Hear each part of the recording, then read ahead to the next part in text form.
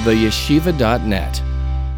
Okay, today's class is dedicated by Rabbi Yitzchak Koenig in honor of his birthday on Adar Bais, the 9th day of Adar. Thank you, happy birthday, and a year of tremendous hatzlacha.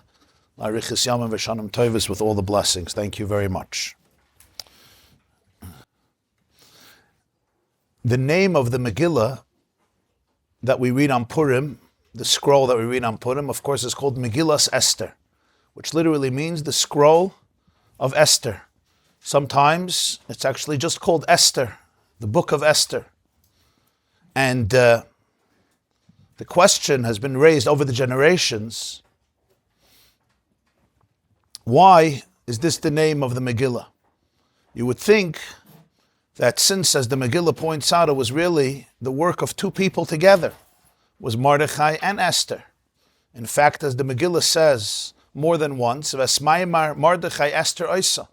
Esther followed the instructions, the guidance, the mentorship of Mordechai. Mordechai also has raised this girl, as the Megillah says also in chapter 2, that she was an orphan, she had no mother and father. And Mordechai embraced her, took care of her, raised her as a daughter, Levas. So obviously, this was mentorship not just on a spiritual level, but also Mordechai took care of her, raised her because she didn't have parents, as the Megillah describes. And throughout the entire ordeal, it was literally Mordechai and Esther together.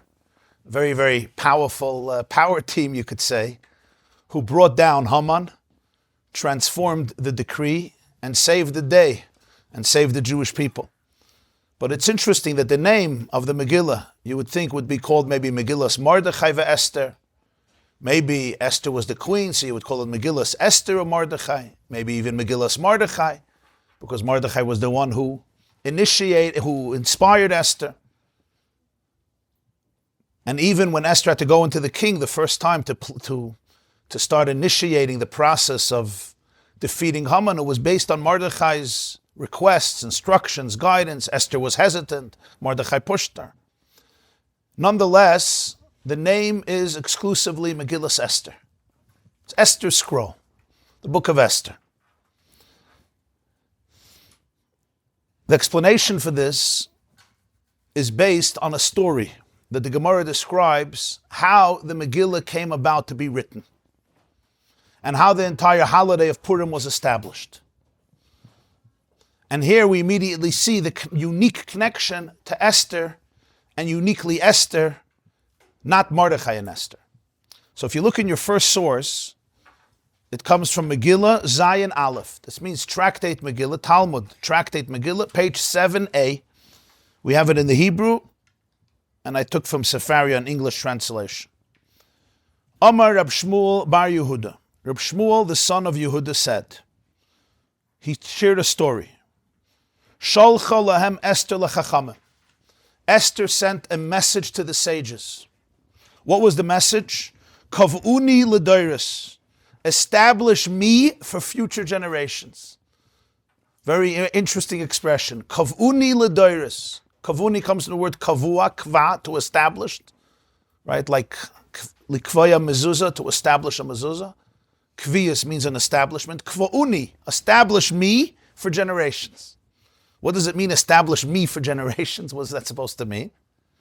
So if you take a look in the second paragraph, Rashi, we have a Rashi. Rashi gives a comment. Second paragraph in the source sheet. Kav'uni liyamtef ulikriya liyois li l'shem. Literally, the translation is establish me as a yomtef. In other words, establish this story which happened with me. Establish it as a holiday. It could have just been a beautiful story told. Didn't have to become a Yom Tov. Didn't have to become an official Yom Tov with all the mitzvahs connected to the Yom Tov. No, this was Esther's request. Don't just celebrate now the salvation. Kavuni, make it an established holiday, an established festival. The second thing she says, V'likriya. We should read the Megillah. We should read the story. Kriya, like Kriya Satira, Kriya, to read. In other words, not just a Yom Tov. There should be reading the story every year on this Yom Tov, reading the Megillah. And she adds, Liyois li l'shem.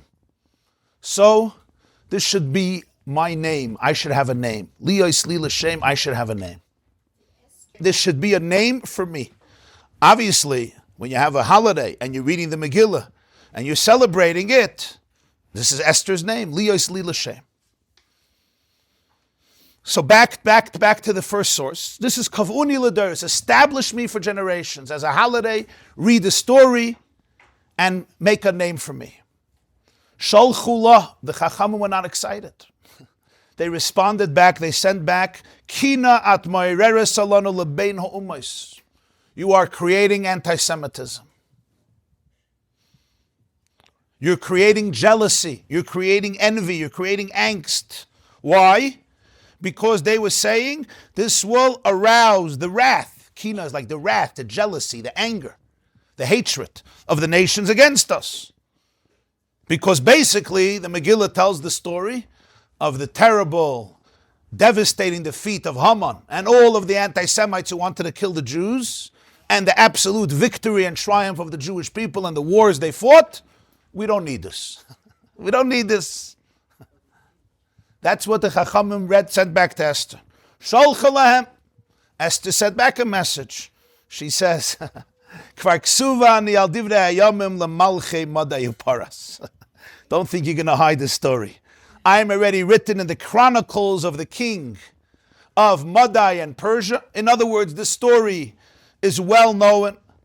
Anything that the Megillah will publicize is already known. At least let the Jews know the story. What Esther here is saying a very powerful message. Jews think we're going to do this and say this and say this way, so they're going to love us. They know everything. Let the Jews find out the story. Let the Jews know how to live. And you know what? They agreed. They didn't have an answer. How do I know they agreed? Here we are celebrating Purim 2,500 years later. Esther triumphed over the sages. They agreed and they established a Yom Tov. And then the Gemara continues. This wasn't enough. Shalchalam Esther lechachamim. Esther sent another message to the sages. Kosvuni ledoros. Write me down for generations. I want this to be written down. Kosvuni ledoros. What does this mean? You can make a holiday, you could tell the story, you can read the story, but the Megillah won't necessarily become part of the Tanakh.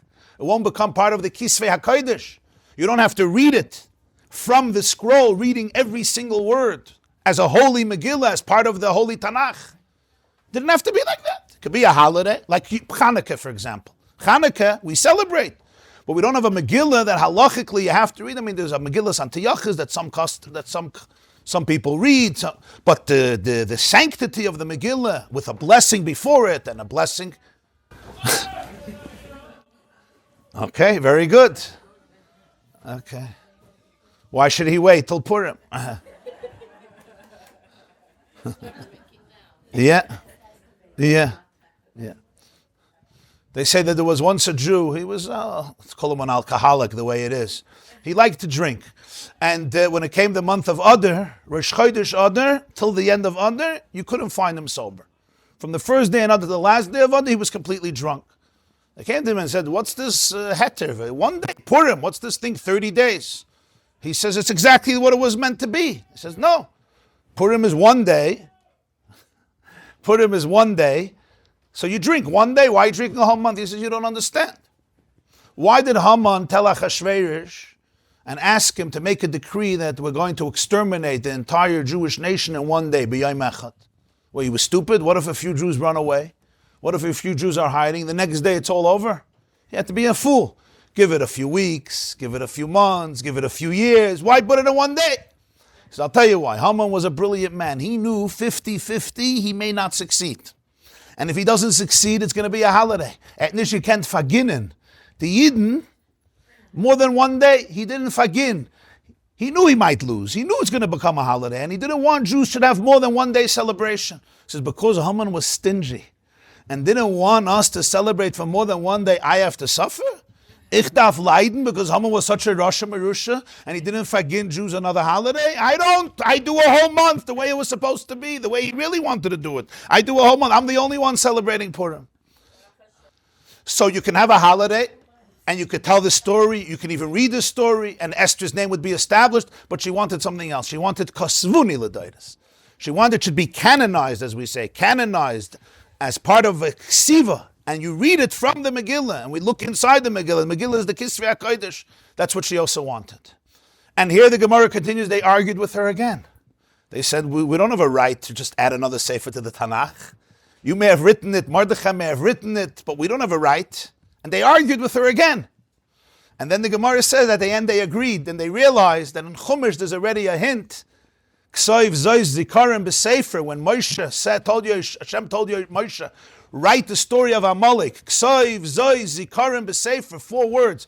Write this as a memory b'sefer. They realized there has to be 4 different books. There is this Parshas B'Shalach, and there's Parshas Kiseitze, and then there's the story of Amalek in the Nevi'im, and then there's one more b'sefer in Megillas Esther. They saw Esther was right, and indeed it became part of the Tanakh. Who did this? Esther. Doesn't say Mordechai. Shalchalam Esther. You would think this is something that Esther should have delegated to Mordechai. But especially Mordechai was the head of the Sanhedrin. Who established Yom Tovim? The Sanhedrin. Sanhedrin is the body of 71 spiritual leaders, ordained person to person all the way back to Moshe. Moshe was the one who, with the instruction of Hashem, ordained 70 people to assist him in spiritually leading the Jewish people in Parshas Bais. And from then, this body was continued from generation to generation, and they had to be musmach, ish mupiyish ad Moshe Rabbeinu, meaning literally ordained all the way back to Moshe. Moshe ordained 70, and then it continued for generations, till it ceased a few hundred years after the destruction of the second Beis HaMikdash. The Jewish people simply didn't have the cohesiveness and the serenity to be able to do it. That quality of leadership. So this was a centralized body. There was no such a thing by the Sanhedrin, the Sfardim do this, the Ashkenazim do this. You have this minhag, I have this minhag. There was a unified Sanhedrin, and they made a verdict. And Mordechai was the head of the Sanhedrin. He always, even after he became the prime minister, he remained in the Sanhedrin, he remained a member of the Sanhedrin. So you would think such a question, Esther should have delegated or sent to Mordechai. Let Mordechai decide. Esther sent it, and it's only her who did it. And we see she had to fight for it. It was a debate, and she was victorious. This is the Gemara Talmud Bavli, the Babylonian Talmud. If you look at the next source, Yerushalmi Megillah, there's 2 streams of Gemara. There's Yerushalmi and Bavli. Yerushalmi is the Gemara that was written in Eretz Yisrael, edited by Rabbi Yochanan, 100 years before the Babylonian Talmud, written in Bavel in Iraq. Yerushalmi Maseches Megillah, there we have another detail in the story. Ma asu Mordechai ve'Esther. What did Mordechai and Esther do? Kasvu igeres, they sent a letter, v'sholchu l'Rabbi Seinu. And they sent this letter to our sages, to our teachers, to our rebbes. Shekein amru lahem, they said to them, Mekablin atem le'aleichem shnei yamim alala b'chol shana. Would you accept these 2 days, Purim and Shushan Purim, as a holiday every year? So some say that there's an argument here, because in Yerushalmi it says Mordechai and Esther. In the Bavli it's only Esther, but the truth is they're talking about 2 separate things. In the Yerushalmi they're talking about the holiday. Mordechai and Esther both wanted it to be established as a Yom Tov. Shnei Yamim Alolu B'chol Shana.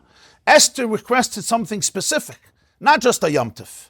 She requested L'Kriya, it should be read, and Liyos Li L'Shem, my name should be established. And then she requested Kasvuni L'Doiris, it should become written in the Megillah as part of the Tanakh. That Mordechai didn't ask for. That's why if you read the Megillah, you'll see there's a very interesting pasuk, and you see the change, very subtle change of how it describes the establishment of Purim and the Megillah as a yearly holiday. If you take a look in the Megillah itself, Megillah says to Perik Tes, Pasuk Lam. This is already the end of the Megillah, chapter 9, second to the last chapter. So it speaks about the fact that Mordechai and Esther sent out books and letters to all the Jewish people that they should observe the days of Purim.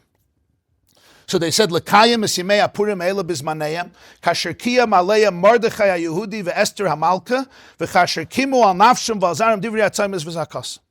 They sent a message that the Jews should observe the days of Purim, just like Mordechai HaYehudi and Esther HaMalka, Mordechai the Jew and Esther the queen, observed these days. Now the new pasuk, Umaymar Esther kiyem, divrei hapurim ha'elu v'nichtav b'sefer. It's the word of Esther that affirmed these words of Purim, this story of Purim, and it was written in a sefer. So you see, the first pasuk he says Mordechai and Esther both observed the holiday. But then he says it was Maimar Esther, not Mordechai anymore, the word of Esther that affirmed Divrei HaPurim Eila, the story or the words of Purim, and it was written in a sefer. So Rashi explains, what does it mean, Maimar Esther, the words of Esther? So he says, Esther biksha me'ez chachmei Adar lekava.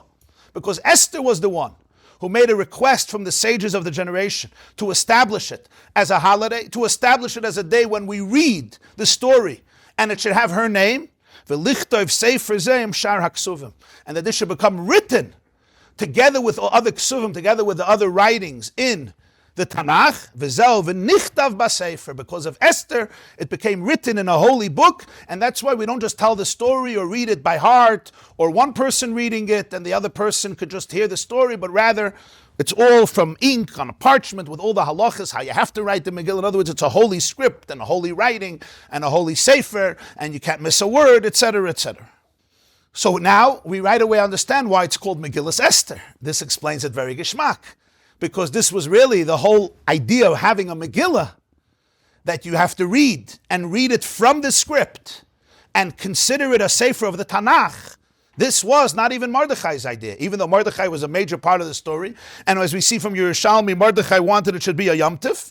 But this particular element of Megillah, both to read it and to write it as a sefer in the Tanakh, this was Esther's unique contribution. But this only brings the question to the next phase. Why is it that Esther was the one who wanted this so much? Even though Mordechai obviously appreciated the miracle, but Esther was the one who goes to the sages and says, Kavuni l'dairis, and Kasvuni l'dairis. And as you see, she does it in the singular. She says, establish me for generations, and write down me for generations. Now obviously she's not only writing about herself, it's the whole story. She was part of the story, an indispensable part of the story, the heroine of the story. But that's how she defines it, establish me. And Rashi, to make it clear, says, because li yos li l'shem, I should have a name. And commentators over the generations ask, what does that mean exactly? Was Esther really just looking for a name, publicity? I want that my name should be carried over. Well, certainly, she got that fulfilled. And that's why it's called Megillas Esther. It's her name, Megillah of Esther. And it's a sefer of Esther. She takes credit for it. She initiated it. She fought for it. She inspired it. It has her name. It doesn't have anybody else's name. Liyos li l'shem, kavuni l'daris, kasvuni l'daris. But what is it that Esther was searching for so profoundly, and even more than Mordechai? Now, Mordechai obviously agreed to this because he was one of the Sanhedrin. So he was part of the decision process as well. He was on both sides of the coin.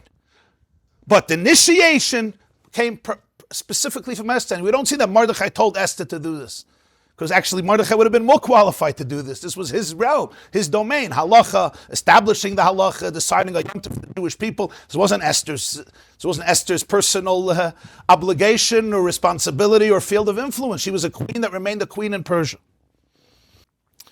There's one opinion you're saying that the Persians wrote it. So that's what Esther told them. Esther said, I'm not writing a new story. They wrote the story. They know all the information. Right, but the actual Megillas Esther was written by Mordechai, Esther, and the Chachamim of the time for the Jewish people. And as the Gemara says, it was written with divine inspiration. It went into the Tanakh as a sacred book. Not just a text of history, but a text of Torah. A text of Torah has a different quality. It means every word is precise and meticulous. It's with Ruach HaKodesh, it's with divine inspiration. The Gemara proves it in Maseches Megillah. It says, for example, Vayomer Haman beliboy. Haman said in his heart. How do we know what Haman said in his heart? Somebody knows what Haman said in his heart. So obviously someone knew what Haman was having, and you couldn't even interview him later because he was gone at some point. And it's not like he would have been happy to be a participant in the writing of the Megillah, right? So all of this will be understood. There's a very famous question, and we mentioned it last week as well, in the story of Rabbi and Abzeda with the meal of Purim, that Megillah is the only sefer in the entire Tanakh that doesn't have Hashem's name. Even Shir Hashirim has Hashem's name once. Megillah says it doesn't even have Hashem's name even once. And that becomes, Hastara. And that becomes even more perplexing. You would think at some point, maybe after the miracle at least, they should say thank you. They said thank you to Hashem. Not only that, Esther told Mordechai to gather all the Jews and to fast for 3 days. For what purpose? To pray, to daven. Why are they fasting for 3 days? Why are they gathering together? but there's no explicit mention of Hashem. The Even Ezra, Rabbeinu Avram Even Ezra from Spain, asked this question, and he gives a very interesting answer. He says, because Mordechai and Esther felt that the Megillah is going to be copied and translated into other languages, and because of that, they were afraid when they translated the nations, therefore they're going to substitute Hashem's name with their pagan deities. So because of that, they didn't put in Hashem's name. Other commentators have a very difficult time with that. I mean, that can happen with anything. The whole Tanakh was translated. That's the fact. And people translate the way they want to translate. That's why deprive the Jewish people from any shame Hashem in the entire Megillah, not in the beginning, not at the end, not even once. It says it's very strange because the whole story of the Megillah is essentially an insane miracle that happened. Insane, I mean extraordinary. Without credit to the ultimate author. And it becomes part of the Tanakh. It's very hard to understand. Especially when Esther says, Liyos li l'Shem. I want my name to be established here. You would think I want Hashem's name to be established. She says, Liyos li l'Shem, I want my name to be established. But this really captures the whole uniqueness of Esther, what she represented, and therefore what the Megillah comes to teach. And the way to understand this is, if you look in your next source, the Gemara in Chulin, Kuf Lametes, this is 1, 2, 3, 4, sixth source from the top. This is the Gemara tractate Chulin, Kuf Lametes is 139b. Esther min HaTorah minayin. What's the source of Esther? What's the origin of the name Esther in Torah? And the answer is famously quotes a pasuk from Parshas Vayikra, the end of Dvarim. Moshe Rabbeinu speaks about a future time in history. V'anoichi haster Aster espanai b'yom. Hashem says, I will hide, double hide. I will hide and conceal my face on that day. And that's Haster Aster. The question is, why did it say Haster Aster twice? I will hide, I will conceal. So the Baal Shem Tov has a famous interpretation. Haster Aster means that the Hester is behester. The concealment is also concealed. Sometimes something can be concealed, but you know that there's a concealment. The fact that you know that there's a concealment, a person goes to search. You know that there's a treasure concealed or there's a truth concealed, I begin to search. But what if the concealment is concealed? So when the Hester is behester, that's a real Hester. Because now I don't even have access to the truth anymore. Because I think that concealment is revelation, there's nothing to search for. If nothing is concealed, what do I have to search for? This is a much deeper form of concealment. They tell a story to illustrate this. The Maggid of Mezrich had a son. His name was Rabbi Avram. They called him Rabbi Avram HaMalach. Rabbi Avram the angel, I told the story about him last week. So Rabbi Avram HaMalach was once came into his father's room and he was crying when he was a little child. He said, "Was weinst du? Why are you crying?" So he said he was playing a game of hide and seek with his friends. So he says, "No, what happened?" He says, "I hid. It was a very good hiding place and they couldn't find me." So he says, "So you won the game. What's the problem? That's the point. You should hide well. They shouldn't be able to find you. And you come out the winner." He says, they stopped searching. I hid so well, they gave up. They stopped searching. So that's why he was crying. So they say that the Maggid of Mezrich started to cry. When he heard this from his boy, he started to cry. And he turned to Hashem and he said, "You concealed yourself very well. V'anoichi haster aster. I'm afraid you concealed yourself so well that there's going to be a day they're going to stop searching. When I know that there's a concealment, I understand, like Yediyas Hamach Lechatzi Trupa, the awareness of a disease, of an illness, of a problem is already half the remedy, just the awareness of it. Hanoichi Hasta Aster means that it's a level where somebody can be so trapped, they don't even know it's a trap. Their exile, they call redemption. Dysfunctionality is called functionality. Disassociation is called association. A person doesn't have the awareness. So that's the second level of Esther. Why is this associated with Esther? And the answer to this is because this describes not just Esther individually, but it describes the era, the zeitgeist, the reality, the circumstances that Esther had to confront. Because this was the first time in history there was a decree on the entire Jewish nation. And the entire people lived under the dictator who issued this decree. Even Parai made a decree on the male children. He said the girls could stay alive. Throughout the generations afterwards, there were wars and violence and challenges. But the first time that somebody should have the chutzpah to make a decree, lashmid, larig, la'abed, eskola, Yehudim, minar, v'adzak, and tav, as the Megillah says, to Chalil exterminate every single Jew, male and female, young and old, man and woman, minar, v'adzak, and tav, children, adults, the elderly, every single person, every Jew, and to do it b'yoyim echad, one day. And that everyone in the nation, anyone under Achashverosh, is entitled and obligated to join the effort. So it's not just the army, it's everybody. And not only that, the Megillah right away begins that Achashverosh ruled over 127 provinces, which means they couldn't escape to another province which was not under his tyranny. Okay. Hastara. I'll send a text to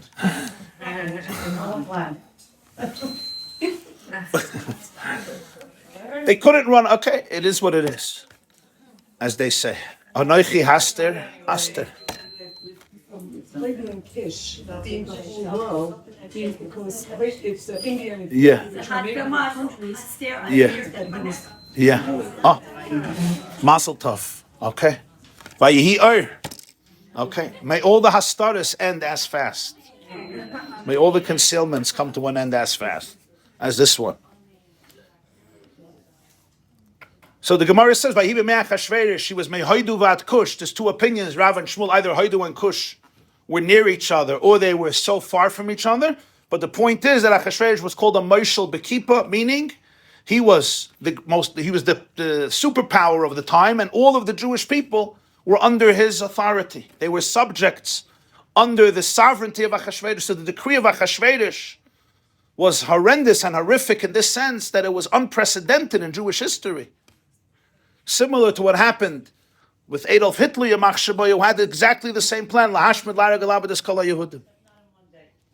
Not in one day. And there were Jews living in other countries. There were millions of Jews living in the United States of America, or wherever they lived, not under his domain. By Achashverosh, every Jew was under the rule of the tyranny of Achashverosh. This was the atmosphere, the reality in which Esther was plunged into. This is on a collective level. If you talk about Esther individually, even before the darkness of the decree, Esther's entire life was transformed as she was plunged into a new reality she couldn't anticipate as she was growing up as a Jewish girl. She had enough challenges before. She was an orphan. She didn't have a father. She didn't have a mother. So she needed the support of Mordechai, who literally raised her from childhood or infancy as a father. And as a result of that, one could already understand that Esther's life had its challenges. And then, Vatilokach, then one day she was taken. She was abducted. It says Vatilokach. She didn't run. There was a search, and when they came for you, you had to go. Esther was taken, and ultimately, after a year, chosen as the queen of Achashverosh. This was not something she volunteered for. This was not something we can all imagine she craved or yearned for. On the contrary, this was something completely beyond her will, beyond her volition. So you can imagine, here's Esther. Esther is a great Jewish woman, Mordechai's relative. And her personal life was so transformed and so turned over from one extreme to another extreme. Now she became the successor of Vashti.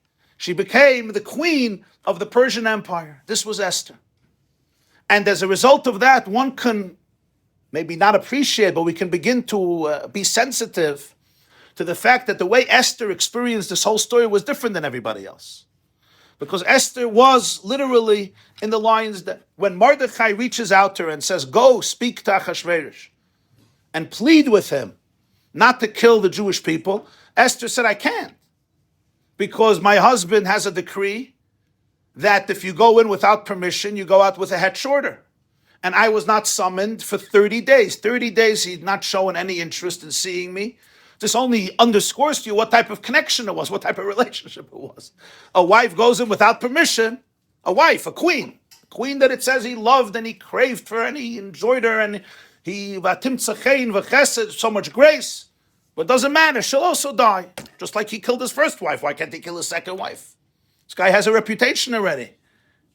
So Esther tells Mordechai, what am I going to gain if I'm going to go in? What am I going to gain? What's going to happen if I go in? I'm going to die and the Jewish people will die. At least let me stay alive. To appreciate what Esther was going through, let's see the next source. The Gemara says, Megillah daf tesvav amid beis. V'atamed b'chatzar beis hamelech hapnimis. Mordechai sent her a message. You need to go. You won't be saved in this palace. You will not be the only Jew saved. In fact, if you don't go, the Jews will be saved, but you will lose your opportunity. And then he finally said the famous words, who knows if this is not the reason you became the queen. So Esther acquiesced, and she went in, and she's standing Bais b'chatzar in the courtyard, that goes right before the Beis HaMelech HaPnim is the inner chamber of the king. Amar Reb Levi, kivan sheyigia lebeis hatzlamim nistalka imena shchina. As she goes into the Beis Hatzlamim means a house filled with pagan symbols. It's called slumim. Slumim are like what we call it Salem, a cross, but then there was no crosses before Christianity. But Salem means statues, images of pagan deities that were prevalent in the Persian Empire. So it's a Beis Hatzlamim, it's a place full of Adar. Nistal came in a Shechina. The Shechina left her. Amra, that's when she said, Keli, lama azaftani. My God, why have you abandoned me? Why have you neglected me? What happened was, the Tehillim, chapter 22, Lam Natzech ala Yelas HaShachar, Mizmor LeDavid, Keli, lama azaftani. Chazal say that was said by Esther when she was going into Achashverosh. And she didn't know if she's going to be able to make it, or maybe she'll be killed immediately by the bodyguards because she's going without permission. So she knew she has to do it, but she felt the Shechina with her the whole time. Esther was a sacred, a holy woman. She felt the divine presence with her. At this point, there was no Shechina anymore. So now she was not only alone physically, she was alone spiritually. She wasn't just alone in a danger zone, but she felt that she's disconnected. So she screams, Keli, lama zaftani. And then she said, Shema tadon al shoyge kemezid val oynes kiratza. Are you going to compare? She's telling this to Hashem. Are you going to compare someone who does something inadvertently with someone who does something advertently? Somebody who's being coerced with somebody who does it willingly? In other words, you understand what Esther is saying? I didn't come, this is not I didn't choose Achashverosh. You think I want to be married to a Gentile king who's not a drunkard and a killer? And the Gemara says, nach Melech Tipper, she was a fool too. This is not when I graduated Bais Yaakov, or whatever school they had in Iran at the time. I don't know if it was called Bais Esther. I don't know what was it called. Huh? This wasn't part of the trajectory. This wasn't the dream. This was an oinus. She was literally forced on every step of the way. I was forced. This is a violation.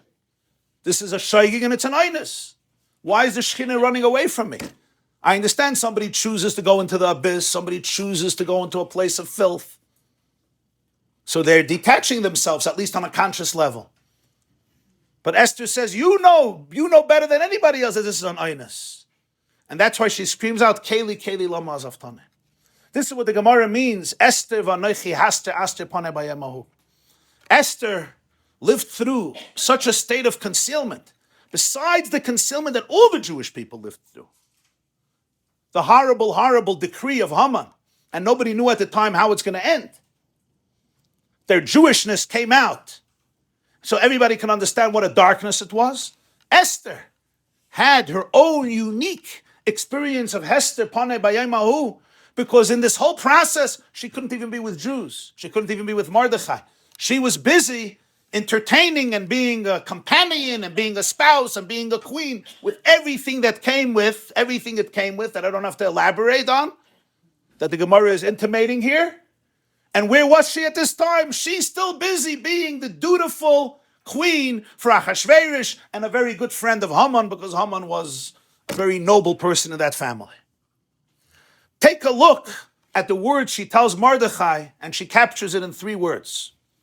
In the next source, Mordechai tells him, if you're going to be quiet,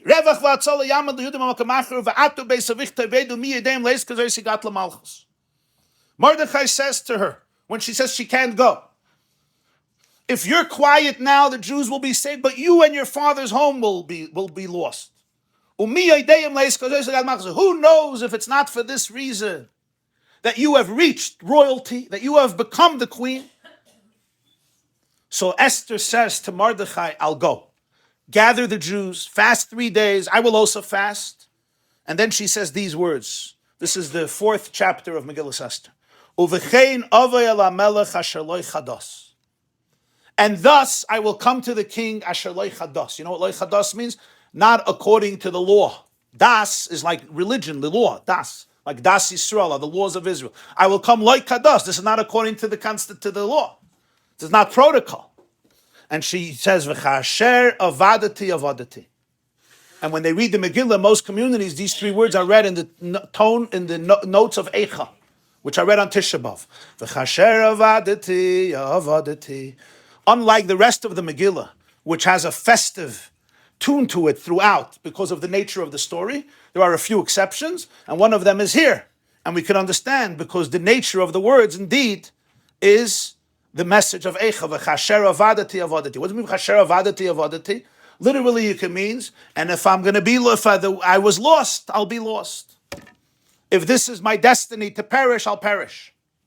Rashi says, he was saying something even more intense. Rashi quotes, Medrash Agada, Chazal say, Gemara in Medrash, Kasher avadati mibes Abba, ubad mimcha, sheme'achshav shani berotzin nivelis legoy ani asur lecha.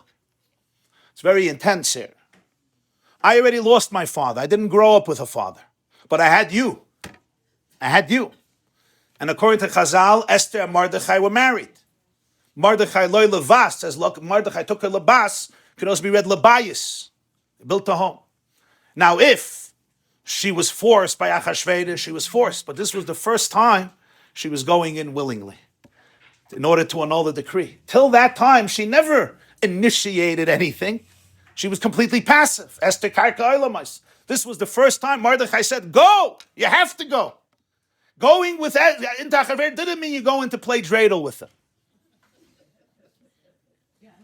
Or discuss some interesting philosophy or psychology with them. Or just drink iced coffee with a little cake. That's not what going into Achashverosh meant. So she says, this is the first time I'm going in Berotzen. Now Mordechai was the head of the Sanhedrin. He told her to do it. She said, avadati. Now I'm going to be lost also from you. And it's not just a physical loss. It's much more than that. It's a spiritual loss. And yet she's doing it. So you could appreciate, and when she goes in, the Shekhinah goes away. And that's why she says, how are you comparing an oinus to a ratzin? How are you comparing someone who's literally, this entire situation is completely beyond me? So at least... also not cold force. Why over here is it cold willingly? She's saying herself it's not relative. In other words, relative. She's agreeing. Yeah, but she's unwillingly agreeing, she's saying. You're right. But so to speak, the relationship is being initiated because Achashverosh didn't summon. She's doing it because she wants to save the Jewish people. But that's what she meant. So she uses these words, kasher avadati avadati. Here one can sense the depth of Haster Aster, the depth of concealment that Esther was experiencing. And this no other Jew could feel. Even Mordechai, who was the leader of the Jewish people, he was the Sanhedrin. He was the spiritual heartbeat of the Jewish people. He never compromised his soul. He never compromised his body. He never compromised his conscience. He didn't go into the den of darkness. He didn't have to deal with this type of filth, of this type of abuse, of this type of pain. Let me call it pain, anguish. Women always have to do this, like Yael and Sisera and Vayikra. What's the second one? Yael and Sisera and what else? Yehudis, yeah. We're getting themselves to do this. The daughters of Lot, you're saying, Tamar, Rus. Because we're strong. Okay. Yeah. I don't know why I'm giving this class about the strength of women. But okay. Yeah. I don't know how I'm going to feel after this class. Like, okay.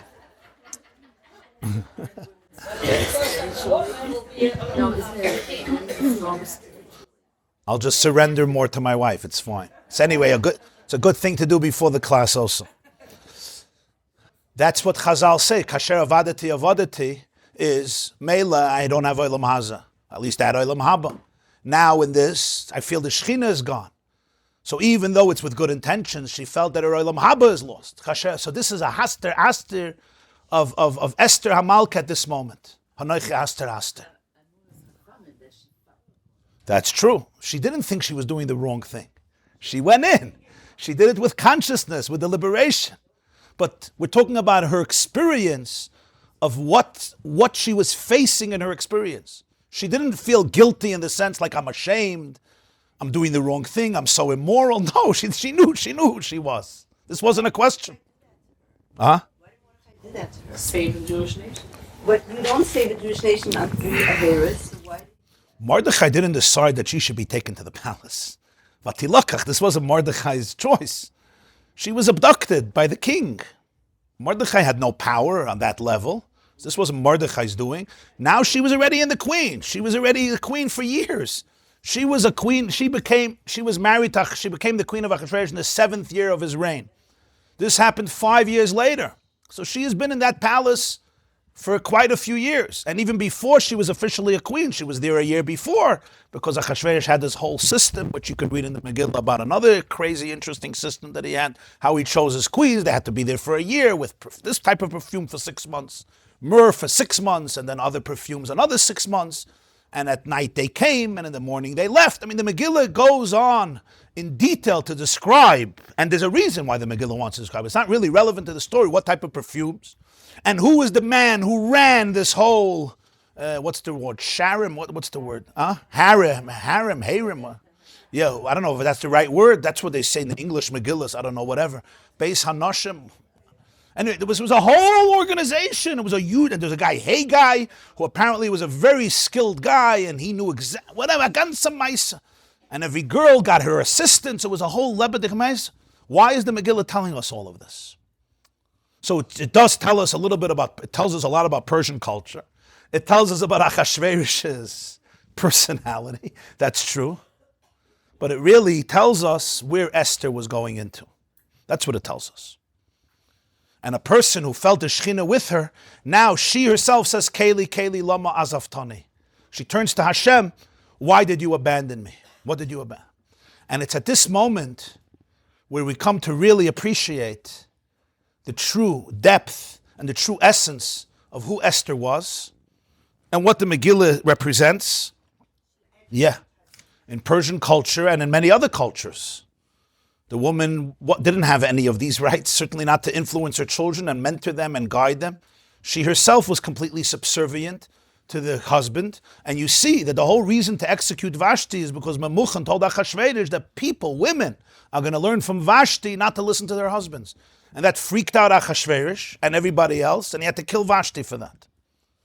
It's interesting. I mean, interesting, quite tragic. And then you see that Esther was worried that if she walks in, she doesn't do anything. She walks in without permission, and he doesn't extend his scepter. Achaz dasei lahamis. You get killed right away. The security was so intense, the paranoia was so profound, that even your own queen, who you said you're crazy about her, and he was, it's obvious from the Megillah. From all the women who came, Esther was the choice. Nonetheless, doesn't matter. Esther herself could feel so insecure that she's going to die. At the end, she didn't. He extended the scepter. This all explains to us, a little bit at least, to give us a taste of the emotional and spiritual concealment and adversity and darkness that Esther was facing. But what actually happened? What really happens here? What does Esther reveal in all of this? And this is the uniqueness of Esther. Esther says, Keli, lama azaftani. Why have you abandoned me? The question is, was she abandoned? Was she neglected? She was not abandoned. Not only that, she saved the entire Jewish nation. Because of this woman, the entire nation was saved. Because what happened is she went into Achashverosh. He said, what do you want, Esther? Ad chatzia malchus, half of the kingdom I'll give you. And Esther says, all I want is a nice party. Make sure there's a lot of good wine. Not a big deal. One party, what do you want at the party? He asks her, I want a second party. At the second party, that's when she spills the beans. And that's when she discloses the truth that she's a Jew and her entire nation will be annihilated because of the decree of the king. And that's when the king executes and has Haman hung on the gallows. And the story continues. The rest is history, as they say, where the Jewish people are given the right for self-defense. A year later, Yud Gimel Adar, it's transformed into a day of victory and triumph, which is celebrated till today with Purim. How did Esther do this? So Esther, fascinatingly, first she was scared, ambivalent, passive. How can I do this? And then when Mordechai empowered her and said, suddenly, in a moment's notice, a woman who would look before like meek, she didn't even say anything. The Gemara says that Esther was a very, very quiet person. The Megillah says, Loi Magedes, she didn't talk. She didn't say anything. Nobody knew who she was. She had that nature. She seemed very passive and meek. And suddenly, in a moment's call, this human being was transformed not just into a leader, but she literally, brilliantly strategized a situation where she had her husband wrapped, and Haman, Achshverosh and Haman, suddenly were completely falling prey to this strategy that she created. She invited them to a party. Haman and Achashverosh she invited to the party. Because this wasn't just a party. This was a party in which she needed to make her husband feel that there's something going on with Haman. The worst thing, this was Esther's brilliance, knowing her husband so well, she knew the worst thing that can happen to him is if Haman, whose entire power was that he was protecting the king, if Haman is now proven to be not only not loyal, but someone who's ready to betray the king in the most intimate space, Esther knew this is what you have to do. So what happens? She's very innocent. No one realizes, even when we read the Megillah, we don't realize her brilliance. That's how brilliant it is. The Megillah doesn't say what she did. You have to figure it out. She just tells Achashverosh, can you please come to a party with Haman? Now imagine a husband, wife asks her husband, it's our 25th wedding anniversary. Let's go out. But you know what? Do me a favor. Bring the CEO of your company also. 25th anniversary. At the first party, in the middle of drinking, the king says, what do you want, Esther? She says, another party. And bring the CEO again. No, if you were Achashverosh, if I was Achashverosh, what would I be thinking? I don't like this. That night he doesn't sleep. Of course he doesn't sleep. Why do you think he doesn't? I also wouldn't sleep. Nobody realized Esther's brilliance. She didn't say anything. I'm inviting two friends. Friends? I'm your husband. Haman, second time. And there's one detail in the Megillah where Esther nails it. And here you see it. The first time she tells Achashverosh, please, Yavei HaMelech v'Haman, let Melech and Haman come to the Mishta Sisi Loi, the feast that I prepared for the king. At the feast, he says, what do you want? She says, tomorrow, Yavei HaMelech v'Haman la Mishta Sisi Lohem, the feast that I made for both of you. The first day she made it for her husband. The second day she made it for both. One little word in the Megillah, Loi Lahem. Achashverosh couldn't sleep that night. He went completely crazy. This is how Achashverosh created the fertile ground. Esther created the fertile ground to be able to do the Makkah B'Patish, to be able to deliver a punch and make sure that nobody recovers from that punch. Somebody once said, if you're going to confront a lion, make sure you kill him. You don't just beat him at the moment. Because if he's coming back, he's coming back. Esther knew she has one chance. And indeed, at the second meal, when she said, he is the man who wants me annihilated, Achashverosh was already so suspicious towards Haman. And then when he came back and he saw Haman on the bed, this nailed the deal and this was over. This was all on one level, a very practical, brilliant, strategic level, where Esther did her thing. Nobody knew what she was doing. Nobody can imagine it. Nobody can plan it. And there's many more details how she strategizes it so perfectly to the point that Achashverosh is not relinquishing himself and Haman is not relinquishing himself from this one. On a spiritual level, she's the one who told Mordechai, go gather the Jews and fast for 3 days. So she says, Keli, lama azaftani. She felt that the Shekhinah departed from her. But the Shekhinah didn't depart from her for a moment. Proof is in the pudding. And that's exactly the whole Chiddush of Esther. The Chiddush of Esther is that there comes moments in life where a person could say, Keli, lama azaftani, and it's recorded in Torah, That means it's not just fiction, it's not just Esther's imagination, she's having a bad day. The Torah records, Keli lama azaftani, because in the conscious experience, you're completely alone, you're completely isolated. And that's why Hashem's name is not even once in the Megillah, not even once. If Hashem's name would be in the Megillah, you're missing the whole story. The story of the Megillah, the word Megillah comes from the word Gilui, reveal. The word Esther means concealment. Megillah's Esther is a paradox, the revelation of concealment. And that was Esther's uniqueness. What Esther showed was that in the Anoichi Haster Aster, in the ultimate concealment that a person sometimes goes through, as the Baal Shem Tov said, V'anoichi Haster Aster, even in the Hester Aster, the Hastara B'toich Hastara, Anoichi, I am there, but not the I that has a name. Anoichi doesn't have a name. I is deeper than names. The name is that which is manifested, projected. I know you by your name, by your aura, by your halo, by your reputation, by your radiance. That's the shame. Anoichi is the core. The Zohar has an expression, Anoichi Misha Anoichi. I am who I am. The Lo Yisram is Lo B'Shemois V'Koitz. It's not intimated in a letter or even in a little line. Why? Because the core essence is beyond description, beyond definition. I can give a name to things that I can define. Things I can't define doesn't have a name. So the Anoichi Haster Aster is not the Anoichi that has a name. It's Anoichi that's nameless because it's deeper than a name. Like Anoichi, and then Anoichi is Hashem and Elekecha. That the Anoichi should become Hashem Elekecha, your consciousness. Keli, Lama Azaftani, Keli is a name. Like we said in Tehillim Nun Bais, Kel Chesed Kol Hayai.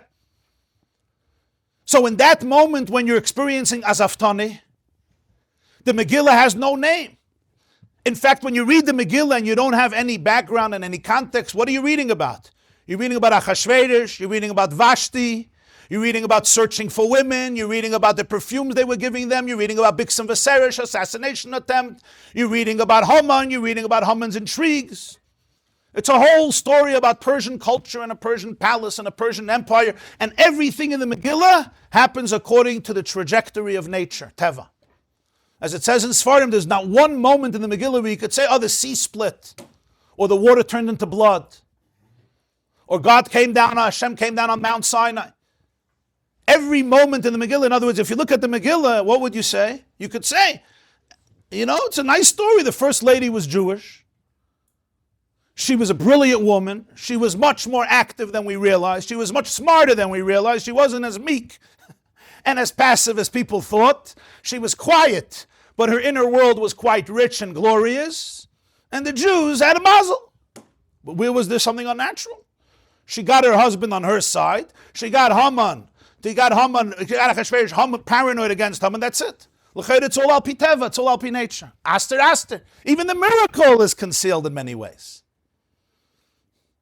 What does Esther teach? Esther showed and teach that in that moment of Lama Azaftani, she possessed the mission and the inner knowledge and awareness that even when I feel I'm alone, I'm not alone. And the fact, sometimes when I feel I'm alone, that's the deepest connection. Because now, it's not that Hashem is with me, assisting me. I don't feel anything. It's that Esther herself becomes an embodiment of the Shekhinah. Esther herself, like Shluchai Shaladam Kamaisei, the Shliach becomes like the person who sent that Shliach. Esther herself takes the initiative and she runs the show, and that is Hashem working through Esther. And this is what gave Esther the power that even when you could feel Lama Azaftani, she knew now I have to look deep into myself and know that the entire divine infinite energy is in my soul, it's in my heart, it's embedded in my guf and my neshama. You'll say, I'm subjecting myself to things that are alien to every ehrliche Yiddish Freud, to any moral person. I'm subjecting myself to this. In other words, I'm involved in a situation, taka not by choice, by oinus, but there's a situation which should cast me into darkness, should cast me into depression, should cast me into abuse, should cast me into a sense of dejection. make me feel wretched, make me feel so unworthy, so unclean, so immoral. Esther's biggest chiddush was that she found the anoichi in the Haster Aster Panei Bayom Hahu, and never for a moment did she doubt Mordechai's words, Mi yodeim le'es kazoi sigat lemalchus, that this was the ultimate divine mission, to be able to take the worst darkness and transform it into light, and reveal that ein oid mulvadoi means even in such a place, even in such a situation, even in a place v'chasher avadati, that's maybe my feeling. The reason it's my feeling is because my mission is to go into a place of darkness that nobody else can go. So dark that you could think I lost everything. Olam hazimit, olam haba, with my morality, with my holiness, with my kedusha, and the shechina, and azaftani. And she showed that right there, she brought the light of Einoid Malvadai, the light of Achdus Hashem, the light of oneness, in that situation. So Mordechai inspired, Mordechai mentored, Mordechai initiated, Mordechai was a backbone, Mordechai was a support, no question. But who's the one who faced the adversity? Mordechai remained always connected to heaven. He never left. He didn't have to. Yes, he faced the darkness, he dealt with the darkness, but his soul remained anchored in heaven. Mordechai never said, V'chasher avadati avadati. Mordechai never said, Keli lama zaftani. Who is the one who went into that place? Who was, not because she wanted to, but she was taken there. And she could have easily been lost. And in that moment of being lost, instead of being lost, her soul, her divinity triumphed. And not only that, she changed all of history. That's Esther. Who's the one who actually had the Mesiras Nefesh? To walk into the chamber where you can come out dead, and going into a place where spiritually you feel dead, even if you don't come out dead. That's Mesiras Nefesh. In a way, it's a deeper Mesiras Nefesh for Esther. The spiritual Mesiras Nefesh, in a way, was much deeper for Esther than the physical Mesiras Nefesh. Or certainly both are very, very significant and profound. This was Esther. So now when the miracle happens, what does Esther say? Esther says, Kavuni ledoiris, kasvuni ledoiris. And she uses the word me, establish me for generations, and write me for generations. Not only a Yom Tov, but a Yom Tov in which we read the story, a Yom Tov in which we write down the story and we read it from the writing, and we make it a Megillah Esther, a Megillah that doesn't have Hashem's name. Because this is Esther's entire accomplishment. You look at a book, you're reading about Vashti, you're reading about Haman, you're reading about Achashverosh, you're reading about Psamim, Tamruke, Haggai, this character, that character, everything about Persian culture. Jews suddenly have to start reading about Persian culture for chapter after chapter after chapter, till we get to the highlight of the story, and Hashem is not given credit once. Whose Megillah is this? This is Megillah's Esther. Esther takes that situation, there's no Shem Hashem, there's no Hashem's name, and she transforms it into Torah. She transforms it into Torah Shebiksav, and she transforms it into Tanakh. And Jews read it every year and say it every year. And read it in Aksav every year. It's not just in words, it's also in writing. And it's a Yom Tov. Why did Esther do this? Because Esther was teaching here the ultimate powerful lesson, that in the deepest moments of what is perceived as abandonment and darkness, when I'm screaming, Keli lama zaftani, you should know your power is to make Megillah from Esther. The Vanoichi Aster Panei Bayom Hahu is the ability of Esther to hold on and to reveal that Achashverosh and Haman and Bixen Vaseresh and Vashti and the palace and everything. As the Medrash says, Achashverosh is a combination of three words. Acharis V'reishis Shaloi. The beginning and the end is his. At the surface, it looks like Achashverosh. Esther reveals what's concealed inside Achashverosh. What's concealed in every situation is Esther will not let go of the light and the truth and the authenticity and the divinity and the holiness, and therefore know that even in this situation, she is not only guided and directed, but she becomes the manifestation and the shliach, the shlucha of Hashem in this world, and therefore for a single moment she will not divert and get lost and descend into despondency. and look in the mirror and feel so immoral. On the contrary, Esther realizes that her mission took her to very dark places because she has the power to be able to reveal such light and such darkness. And that's why she says, Liyos li l'shem. Liyos li l'shem. I want to have a name here. This should be my name. And we asked, what's the meaning of this? Why is Esther asking for this? First of all, there's the element of her name, Esther. Liyos li l'shem. It's my name, Megillas Esther. I want people to know about this name and the significance of this name and the mission that's carried in this name. I want people to understand the story of what's happening here. The story of a woman who goes into such places and doesn't only come out triumphant, but literally saves the day and becomes a timeless source of light and inspiration and salvation to create the happiest day in the happiest day in the calendar, Purim. Esther also, as you said earlier, is sending a message to every Jewish woman and every Jewish girl. Since that day, there's Mordechai, and Mordechai helped and mentored and inspired and guided as a member of the Sanhedrin and her own relationship with Mordechai. But realize that the actual salvation of the Jewish home, the Jewish family, the Jewish community, and the Jewish world came through a woman.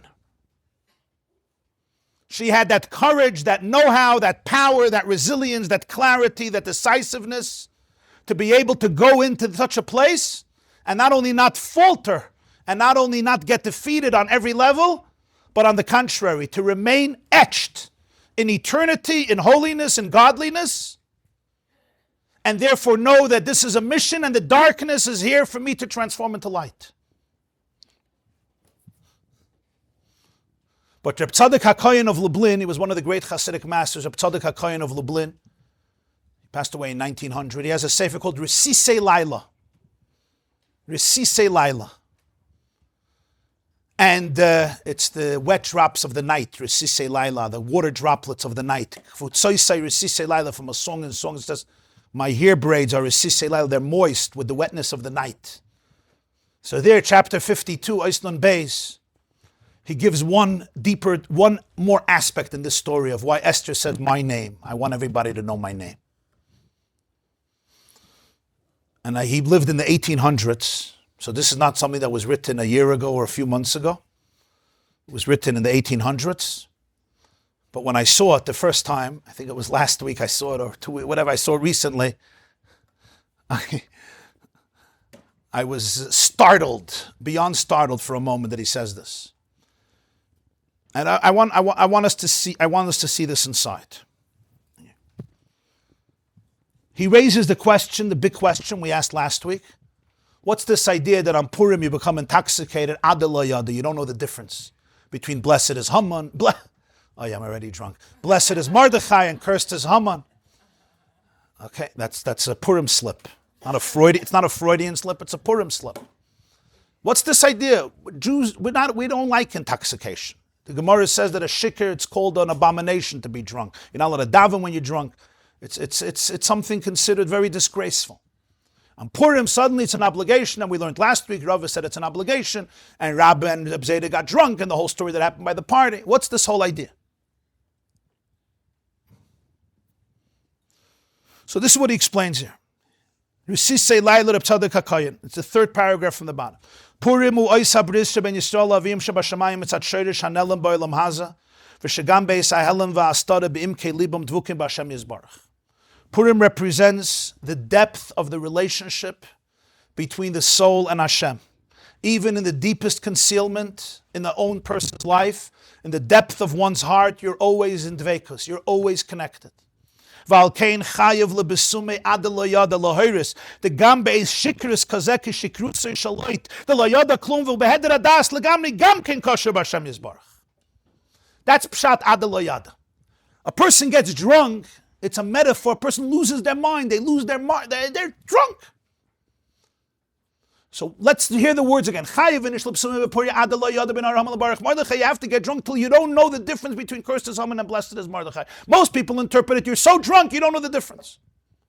Reb Tzadok HaKohen of Lublin says it means something else. It means exact opposite. And I actually saw this from the Balatanya in Tovkov Samach Gimel, a Maimer from 1803. He says as follows. You should get so drunk. The difference between Haman and Mordechai is not based on knowledge. It comes from a place that's deeper than knowledge. In other words, sometimes the difference between Haman and Mordechai is because I know it, I understand it. Come on, this is Haman, this is Mordechai. How do you compare? The avodah of Purim is when I go into a place of Ada Lo Yada. It's not that I know between Ar Haman and Baruch Mordechai.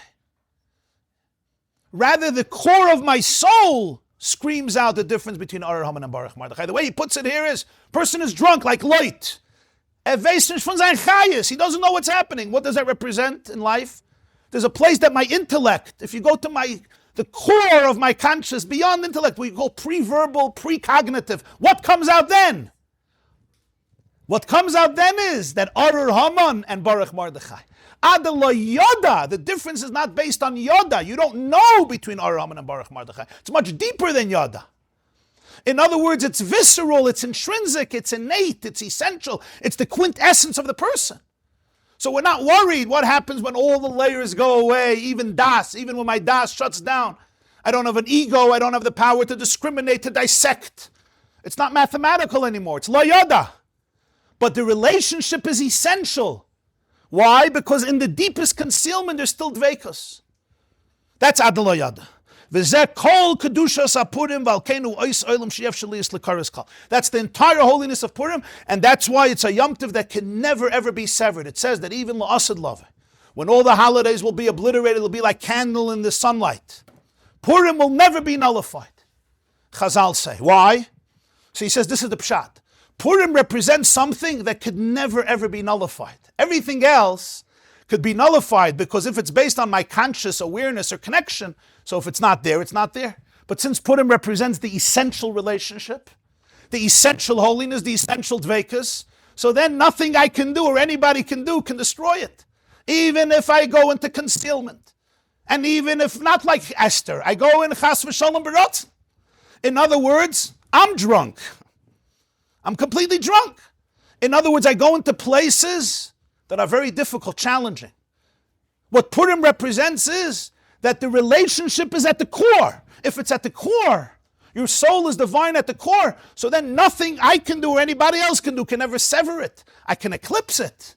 Aster, maybe a double eclipse, a double concealment. A lunar eclipse, a solar eclipse, but it's an eclipse. And when I get past that, I'll find Anoichi. So that's why Purim could never be nullified, because nothing could nullify such a relationship. Esther,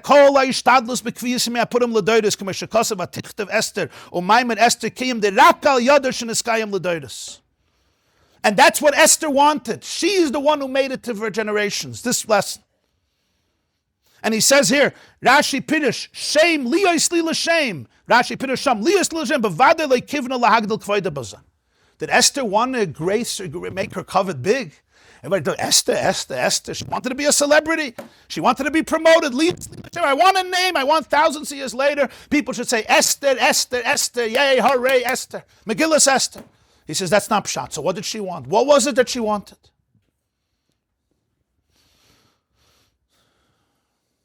So he says now, the next paragraph, he says some very, very intense words. I'm going to read it fast and translate and then summarize. V'yuvin ze gamkin b'loshen Rashi Esther liyas li l'shem kavanasa al sharsha hamoida al shchinasa yizbarich b'tachtoinim v'shi begolus im Yisrael d'shechenes itam b'seich tumasam legamri gamkin v'od she'em shum davar choitzitz mavdil ben shchinasa yizbarich b'tachenu. The name of Esther means the presence of the Shechina that is concealed. In other words, even when it's Haster Aster and you don't see any name of Hashem, to know that the Shechina is in exile with the Jewish people, b'toich tumasam, in the impurity. Hashoichin itam b'soich tumasam, it says in Chumash. And there's nothing chaitzit, there's nothing that could be chatzitza. There's no chatzitza that can separate between the Shechina and the presence of you, the presence of the person. Va'afilu misha nilkecha lebeis goy. Even somebody who was taken to the home of a Gentile. Umelech Adar kazeh, and such a powerful king and tyrant. V'niva lo Eloi kama pa'amim, and there was intimacy. There was a physical relationship, and not once, but many times between her and this Gentile. V'yolda mimenu. If that's not enough, she gave birth from him. So it's not just some physical connection. There was a birth from it. V'hi bebeisei tamid. Sometimes she gets out of it. No, she stayed in his house forever. Not forever, but she stayed there consistently. She couldn't leave home the next day. Nobody came to save her. She stayed there.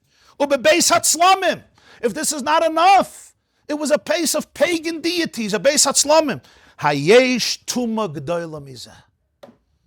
When a person looks in the mirror, such a woman looks in the mirror, there is there more tumah than any person ever experienced. So Reb Tzaddik says, this is the question. Is there more tumah? Is there more shame, impurity, filth? Ve'im kol zeh, but what's the truth? He b'tzidkasa mitchila v'atzoif b'shava. She remains in her tzidkas, she remains in her righteousness from the beginning till the end, equally. V'lo shine kol zeh mikdushasa klum. Nothing of her kedusha was changed at all. Not only that, Chazal say, the Ruach HaKodesh came back to her when she went into the house of Tumah. Who ever heard of this? Hashem told Moshe, I can't speak to you in Egypt because it's full of Avodah. Let's go outside of the city. Esther accomplished. She goes into the Bais HaTumah, for Tumah, and the Ruach HaKodesh comes into her. And not a moment was her holiness compromised, and she knew this. What is this about? V'zemoyda al klal kedushas knesses Yisrael. Shenizbarir oz shehu kain. She'ein shum davar tumah sheba'olam etan from klal. At that moment, Esther initiated a new energy in history. And she demonstrated through her life that the kedusha of Knesset Yisrael is of such that no purity in the world can contaminate it at all. Esther embodied it in the most visceral and conscious way. I could be thrown into everything. I was thrown into it. I was sent there. My holiness was not compromised. She knew it. Not only that, Ruach HaKodesh was vibrating in her at those very moments. Why? Because I was sent here. Who sent me? Hashem. In other words, I am just the ray of infinity that was sent here. I am infinite consciousness having an impure experience. Think about that. She's having an impure experience. I am infinite. In other words, who's having the impure experience? Kevayachol? Hashem.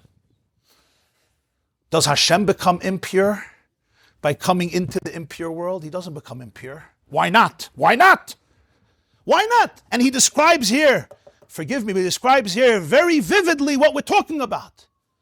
In his house, with the connection, with birth, staying there, with the tzlamim. Where do you get more tumah than this? It's not a one-time event even a one-time event. It's not a one-year event. It went on for years and years. And she knew her kedusha wasn't compromised a bit. What was this? This is Esther. This nobody can compare to. Mordechai was a gewaltige yid. He was the holiest of holy, but he remained in kedusha. He gave directives from the Beis Medrash. He was surrounded by Svarim. He wasn't surrounded by Tzlomim. Mordechai lived a holy life. Esther, if you looked at her from the outside and you didn't know who she was, you're saying, wow, when she writes her story, we're going to hear about how much shame and impurity she's dealing with. But Esther knew that's not the case. I'm a manifestation of the divine. This is Hashem's experience through me. What did she bring to the world? A whole new energy, a whole new truth. What's the truth? That I am simply living out and bringing out the truth of Knesset Yisrael. Not everybody feels like Esther. Most people don't feel like Esther. How did you know this? You haven't worked. Because she knew the truth. Because it's the truth. She wasn't affected by the circumstances. She never doubted herself. She never said, I'm so impure because I'm full of shame, because I'm full of dirt. Of course I deserve this. I'm a nobody. She never knew that. She knew who she was. But obviously Mordechai put a lot into her. Mordechai gave it to her and he told her those key words. Mi yodeya im la'es kazoi sigat lamalchus. Why did she say Lamazaftani if she felt that? That itself is part. That cry itself is part of the relationship. You understand what I'm saying? The cry itself, Lama Zaftani, is the relationship, because it's not that she wasn't in a place of darkness. She was in a place of darkness. And in that place of darkness, I don't feel Anoichi Aster Aster. And in that not feeling, she had to feel the pain. And that's why she can bring the light into the darkness. If she didn't feel the Azaftani, it's almost like, you're like, I'm a little aloof, I'm a little detached. She was not aloof, she was not detached. She went into that place. And nonetheless, when she said, Keli Keli Lama Azaftani, the Gemara says, Ruach HaKodesh came back to her. How? Because that itself meant, I refuse to believe that I'm alone. I know I'm not alone. Einoid Mulvadoi. This is all you, through me. Now you'll ask, but didn't Esther ask a question? Why me? Such beautiful jobs, give somebody else. Beautiful stuff. Yeshikoyach. Thanks, but no thanks. Right? What does Tuvia say? God, I know we're the chosen people. Maybe you could choose somebody else once in a while. Very nice. I was chosen. Gewaldig. I'm resilient. Maybe you could choose somebody else. Mordechai understood this, and that's why Mordechai told her two words. Mi yodeya. Who knows? Those two words are strange. Mordechai should have said, when you want to convince somebody to go on a mission that basically can spell the end of their life, you have to be confident. Right? A commander-in-chief sending his soldiers to Normandy, or a commander sending soldiers into Gaza. If I'm ambivalent, I don't know, do I need you? Maybe we don't need you. Who knows? Who knows? Maybe you're here. You don't say who knows, you say I know. Echad mi yodeya, echad ani yodeya. Ani yodeya ki la'es kazoi sigat lamalchus. I know, or say God knows, Hashem knows. He says mi yodeya, who knows? The meaning is really, he was saying something much deeper. He was saying, Esther, I have the same questions. This is something that's higher than das. Mi yodeya. The journey of every soul is not something you'll be able to capture intellectually. With my das, I say, this is the trajectory of my life. This is how my children are going to come out. This is what my marriage is going to look like. This is what I'm going to look like. The journey of a life, what do we say in the morning? Ashreinu matov chalkeinu umanoyim goyraleinu. What's a goyral? A goyral, by definition, looks like it's random. Why did you win the goyral and I lost the goyral? It's goyral. What's my noyim goyral and how pleasant my goyral is? What really looks like a goyral is not random. It's lamayla min hadas. It's a relationship that I can't control through intellect. Mordechai empowered Esther with those words. He said, Esther, you want to be successful? This is the way. Mi yodeya. This is a place, trust me, beyond das. Why you, how you, what's the cheshbon? I don't know. God created intellect. He's beyond intellect. Truth is beyond intellect. Infinity is beyond intellect. So who was the first person to observe the mitzvah of Adar lo yada? Esther. Esther. Adar lo yada doesn't come from a vacuum. Oh, get drunk till you don't know what hit you. No. Adar lo yada is the deepest avodah. Adar lo yada is much harder than drinking. I know a lot of people can drink. I'm looking for people who can do Adar lo yada. Adar lo yada is not, I'm drunk. Adar lo yada means, can I go into a place in my soul that doesn't have to control life through understanding and remain fully present? Because when I do, I'm a channel for infinity. I'm not finite anymore. The moment Esther went into mi yodeya, now it's not about questions. You have good questions. I have better questions. You have even better questions. Esther realized that the soul's mission is sometimes beyond what we call explicable and explainable. Not because it's not my mission, because it touches me in the deepest place, even deeper than my seichel, than what my brain can formulate and make into a model that is constricted and restricted so that my brain should understand it. I don't want to do that. Infinity you can't put into that. Because Esther had that power that Mordechai gave her, mi yodeya, she can go to those places without an ego.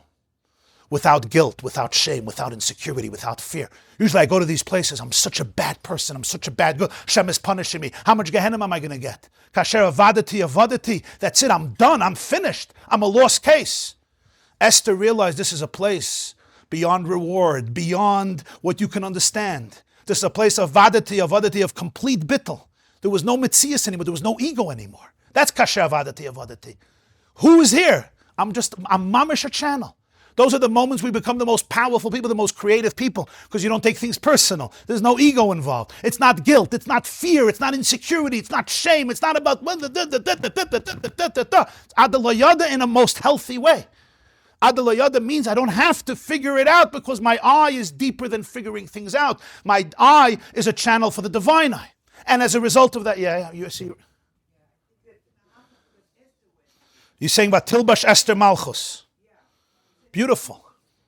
It's true. That's right after Mordechai says those words on the third day. It's about Tilbash Esther Malchus. She what's the word? Dawns. She dawns herself with royalty. Yeah, this woman who seemed meek suddenly changes everything. But the Malchus is not just royal clothing or a royal demeanor. It was an inner core of, I'm not a victim to impurity. I am a queen. A Malchus. A queen is not a victim. A queen is not a subject. A Malchus. What does it mean, a Malchus? That this experience, which is the most impure experience from a Jewish perspective, as Reb Tzadok described, I'm still Malchus. I'm not a victim of it. So how did I end up here? This is the mission of my soul, to bring out the Chiddush in history that is brought out now for the first time. That in the lowest situations that I may face, I remained fully divine. I remained fully pure. I remained fully embodied with that invincibility, even if consciously I may have not always felt it. In fact, maybe I have felt like the worst person. That was only my yada. My lo yada, if you could take an x-ray of my soul was always invincible. So Reb Tzadok comes and says this, Liyos li l'shem, I want everybody to know my name. Listen to this. And it's going to be hard to say. One of the hardest things for victims of such type of relationships, one of the hardest things for them to do is to speak and to come out with their name. Even today in Israel, after October 7th, people know, those who want to know what happened. And it's still hard to get women to speak because the depth of shame is overwhelming. And this is true also about boys and men. You have boys who went through stuff, who were violated, and sometimes 30, 40, 50 years, they don't say a word. They don't say a word. The level of shame is indescribable. Those who don't understand won't understand. It's not your fault. Why are you so embarrassed? It's not a rational thing. It is so deep, the level of shame is so deep that the person doesn't even want to tell themselves it happened. And that's why many people don't speak because they don't even know. It's a pre-verbal experience. They don't want to tell themselves it happened. If they can find any other interpretation, they will give other interpretations. With girls and women, it's even more powerful because of the natural sensitivity and refinement. But this is true about all people. And you know what Esther HaMalka was doing? Liyos li l'shem. I want everybody to know my name. I'm going to write down the story. Anyone who reads the Megillah sees the story. I was taken to the king. Liyos li l'shem. This is the first victim in history, a woman who emerged and said, this is me. This is my name. This is my story. Let everybody know my name. What happened to me? I wasn't sitting in my beautiful city, in my beautiful house, cooking for Shabbos and Yom Tov, learning, davening, saying Tehillim, Tzena Orena, cooking sourdough challah, baking sourdough challah, sorry. You see how much I know about sourdough challah. This is the story of Esther. Why did Esther want this? Shame, not anybody else's name, my name. I'm putting myself on the line. This is me. Everybody forever is going to know what was done to me. And I never went back to the Jewish people. I never went back to build a family after Purim. And I think that's also an element of Liyas Shem. As you said before, Esther didn't have a regular Jewish family. The son that she gave birth to remained a Persian king, Daryavish. Yeah. So Esther says, at least when people Megillah Esther, you're my family. Every Jewish woman, every Jewish girl, every Jew, every Jewish man and boy, this is my family. I saved you. I gave everything up to save you. You're my family. This is my name. I don't have another name. Yeah, Liyas Shem. This is my name. But why does she want her name to be publicized? To give every such person courage. People live for dozens of years with self-blame, self-shame that is indescribable. It's unfathomable the depth of shame that people live with. And why? They were violated, for heaven's sake. It's not that they chose it, but the shame is not rational because I'm a bad girl. It's the poison of abuse that gets ingested in the psyche of people, and suddenly they're eating themselves up morally, emotionally, with anxiety and self-loathing and blame that turns their entire world into darkness. So Esther comes out and says, my name. Kasvuni l'dayros. Kavuni l'dayros. This is a story of tremendous pain that I went into. But I want you to know the second part of the story. For a moment, I did not doubt myself. For a moment, I did not think I wasn't anything but holy. For a moment, I wasn't in a place where I could completely fall into despair. Not because I couldn't, not because I didn't have the thoughts, not because I didn't say Keli Keli Lama Zaftani. But Esther became the embodiment of what it means to believe in your soul and to know that the infinity of your soul is so divine and so powerful that in the midst of all the darkness, it is present, feeling the pain viscerally, and yet having the ability, and it's inexplicable, it's Adar Yada, to be able to see that somehow this is a divine experience, which means ultimately I am not a victim of anyone's darkness. I am on a journey to create light and love and redemption in our world. That's me, Esther, the epitome of concealment, who never believed that the concealment is absolute. Never. Liyas Shem, this is the name. Everyone should know my name. Yes, you could talk about my story. You could tell my story. I know it's not the story that every Jewish girl wants to get up and say about herself. We learned the sanitized version. Huh? We learned the sanitized version in school, obviously. Let's finish his last words here. Let's listen to the second to the last paragraph, the last three lines. V'zekol inyan lekichas Esther lebeis Achashverosh. Levarer davar zeh. This was the whole purpose of taking Esther to the house of Achashverosh. Hashem could have found other ways. He could have had Bixen and Seresh kill Achashverosh. He could have had Haman have a stroke. Stalin had a stroke, Purim time, 1953, at Kapegert. It had to come this way. Says Reb Tzadok, levarer davar zeh. Esther was the birush. She is the one who clarified, who demonstrated this truth in the world through her embodied experience. This is the whole inyan.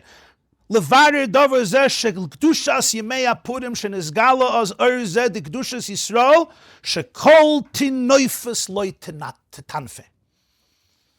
Esther revealed this light of Kedushas Yisrael that all tinoifus, you know what tinoifus is? All garbage, excrement, filth, loy tanfe, never made you dirty.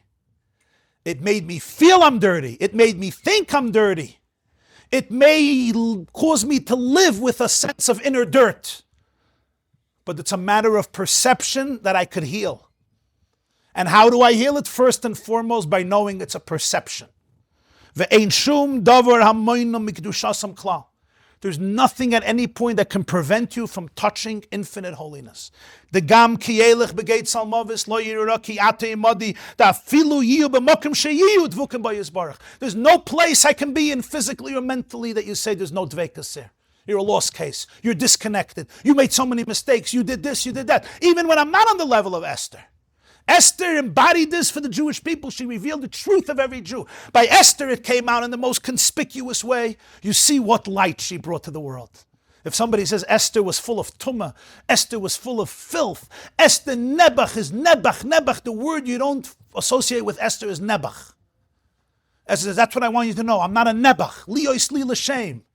I don't look at Purim as a Nebuch case. I'm the one who made it a holiday. I'm the one who wrote the Megillah. I'm the one who said to read the Megillah. Esther said, you know what? It happened next. Let's move on. Make another holiday. Let's go back to Shavuos. We'll go to the lasagna. I don't need Hamantash. Esther's the one who made it. She could have looked at herself and said, you know what? This is not such a geschmacka story. But what do you see? What Esther said? No. This is the story where there was no tum at all. In the Keli Lama Zaftani, she revealed Ein Oid Mulvadoi, even in this place.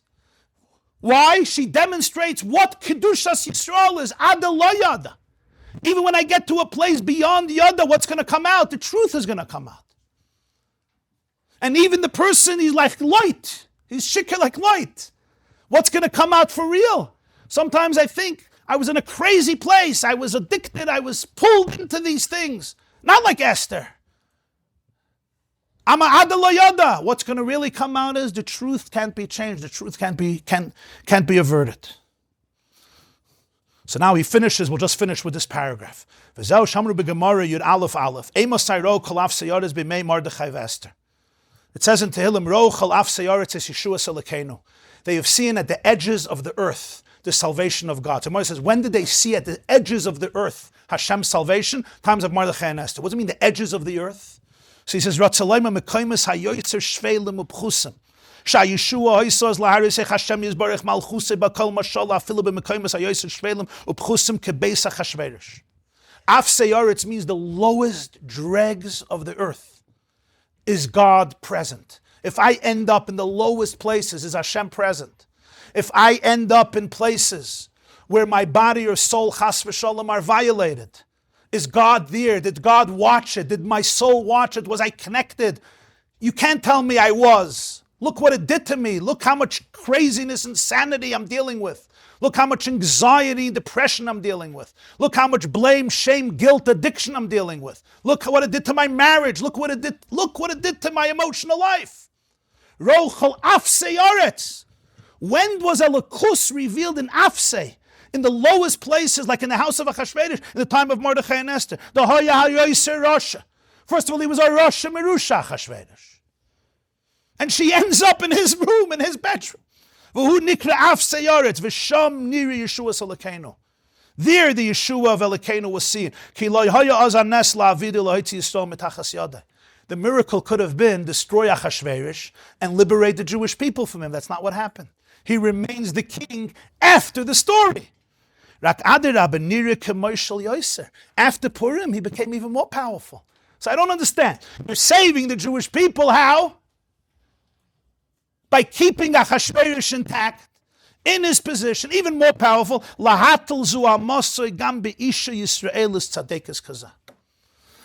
Very emotional words. He was given the permission to put his zuama. You know what zuama is?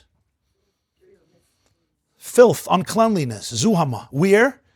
Into a woman, a Jewish woman, and such a woman, such a tzaddikas. What's the story here? And after Purim, it didn't change. She was still a queen by him.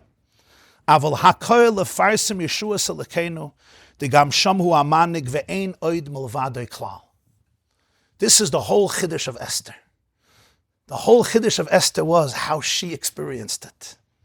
Esther says, my mission is to teach the truth that Ein Oid Milvadoi means even in the house of Achashverosh. And even in a situation that seems stripped from any level of holiness, from any level of connectivity. And the natural response should be, I am contaminated, I am filthy, I am dirty. What Esther reveals is V'anoichi haster aster ponai b'yoyim hahu. That ein oid mulvadai. There is a real thing to hold on to. The invincibility of the soul is so powerful. And I'll prove it, Esther says. See that the whole HaYehudim ha'isa'ira v'simcha v'sasam v'ikar came through this. What does this mean? What is Esther teaching? Esther saying, I want you to know my name. That when a person faces such darkness, and whatever that means in their life or their loved one's life, not only should they not think that they are victims that were sent into crazy places because of their evil or their guilt. On the contrary, they were the souls that are going to heal the society. They are the souls that are going to bring light to society. They are the souls that save the Jewish people. They are the souls that reveal the truth. They are the souls that empower everybody to extricate themselves from doubt and darkness and wretchedness, and to be able to experience the true bliss, the true delight of the fact that even that even when I faced it and I didn't understand why, and I still don't understand why, because it's Adar Yada, but I should never ever doubt that my soul's light was fully present and fully luminescent and fully bright in that moment. Completely untouchable. Its holiness only becoming infinitely far more powerful. Have a wonderful week and a very, very happy and uplifting Purim. Verstehst? Adar Yada. Adar Yada. This class is brought to you by theyeshiva.net. Please help us continue the classes. Make even a small contribution at www.theyeshiva.net/donate.